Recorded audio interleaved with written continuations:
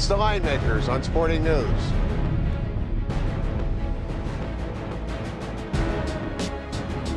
Hi, folks. Thanks for stopping by the Linemakers on Sporting News. Brian Blessing and Rick Herron, and we're talking about the U.S. Open, Ardmore, Pennsylvania at Marion, a course that is under 7,000 yards in length, but could have teeth to it, but the weather may have something to say about that. Ricky, Tiger 4-1 is the favorite. You know what? If he's not pulling driver out of the bag, it could be an even bigger advantage for Tiger. Yeah, Brian, I'm all in with Tiger this week, but as you said, the Marion, 6,996 yards, first time since 2004 a U.S. Open course has been less than 7,000 yards. Lots of dog legs, the old traditional style golf course, blind tee shots, and you said the weather could be the biggest factor of the week, and it very well could. They had 3.5 inches of rain on Friday, and another inch of rain Monday. If it's wet and soft like that, you have to expect the scores to be lower. And USGA was doing a test here to see if they can go back to a shorter golf course. And I sure hope that Marion shows her teeth and they can continue to go back to these kind of old traditional venues. And if somebody shoots 15 under, it'll be the last time they play on a short course. I'll tell you what a great year. Marion, then Oak Hill. Coming up for the PGA. I love these old northeastern courses. Northfield in between. Unbelievable. Open, yeah. Okay, but you know what? I'll just go the other way with you. You're right. I mean, there will be guys that are ball striking and in the short grass can go low on Thursday and Friday, but some big names are going to go bye-bye because if they're at all erratic, the rough will be even more penal. When they played there in 1981 was the last time they played a U.S. Open at Marion, and this will be the 5th one. But David Graham won in 1981. Only 5 guys finished under par, and 39 guys shot in the 80s during that week. So you could tell it's still a tough golf course. All that being said, I think everybody wanted to see it be hard and fast and not soft. Like it's supposed to maybe rain through Thursday and Friday, and then clear up for the weekend. So well, the one thing the USGA is capable of doing, they can make the course sing and do whatever they want. Their ultimate goal is to have it around par.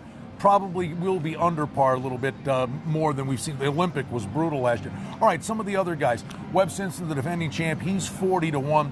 You know Graham McDowell? I don't know what is it about the U.S. Open. I go back, and you'll remember these days, year in, year out. Mark McCumber, Mark O'Meara, and Scott Simpson, guys like that, always on the leaderboard to U.S. Open, never heard from the rest of the year. Well, you got to be in the fairway. Some guys have a game for it. Some guys can hit it in the fairway. And we said Tiger earlier. Tiger's bounced around from 7-2 to up to 5-1, back to 4-1. Now, as of today, 9-2. I've played him about 3 times already because I just thought this was the perfect spot where he's going to hit that 5-wood off of every tee and he's going to keep it in the fairway, or that little stinger shot like he did at Hoy Lake in 2007.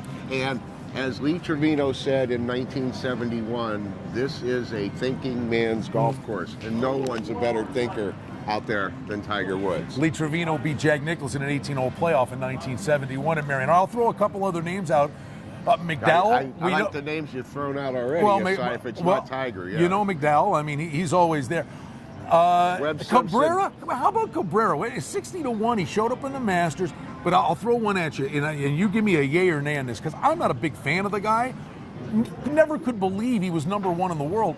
But a shorter course brings Luke Donald into the equation. He hits it straight, and he's got a great short game. It does, Brian, and it brings a lot of the shorter hitters into the equation. And now at least you're getting a fair price on Luke Donald. Used to be getting 12-1s, and now you believe he's 25 this week. But what were you telling me about Webb Simpson? Webb Simpson said this is his favorite golf course on the planet Earth. He's from Carolina. I don't know how he's gotten to play Marion so many times. It's a very, very private, stuffy course that not a lot of people get on, but he must know somebody there. He said he expects to hit wedge into 9 of the first 13 greens at Marion. But then the last 5 holes are brutal. The par 3s are brutal with 230, 240, and 250, along with a 115-yard par 3. So it's a great mix and combination of golf holes. We could go on and on and on. One final little footnote of thought from each of us.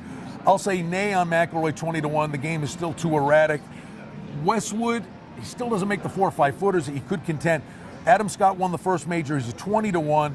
Kuchar is at 20-1, but I got to ask you, Phil, a runner-up at the FedEx on Sunday, had a real good back 9. Looks like he's coming in here in good form. Does Mickelson contend, and do you have anybody else? Well, you know Phil wants it worse than anything. He's got 5 runner-ups at the U.S. Open, more than anybody in history, and has never won it. But he's in a big list of names of huge players that never won a U.S. Open. But Brian, I'm like I said, I'm all in on Tiger. I like your thoughts on Luke Donald and McDowell. I'm going to have a small play on McDowell. Webb Simpson a little bit, just because he said he loves the golf course so much. We didn't mention Furyk. And we didn't mention Furyk, but one other guy you didn't mention, there's a perfect game, and one of the great best wedge players in the world, Zach Johnson, at 60 to 1. So another guy that you might want to take a look at. And officially wrapping it up, I promise, our cameraman John's back there with the windmill.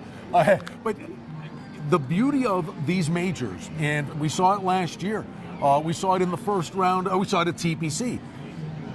You can now, with fluid future odds, you can still get a 30 to 40 to 1 shot in a serious run for your money heading into the weekend with updated future odds. After the cut, and even on Saturday night, Sunday morning before they tee off, you can still get decent prices.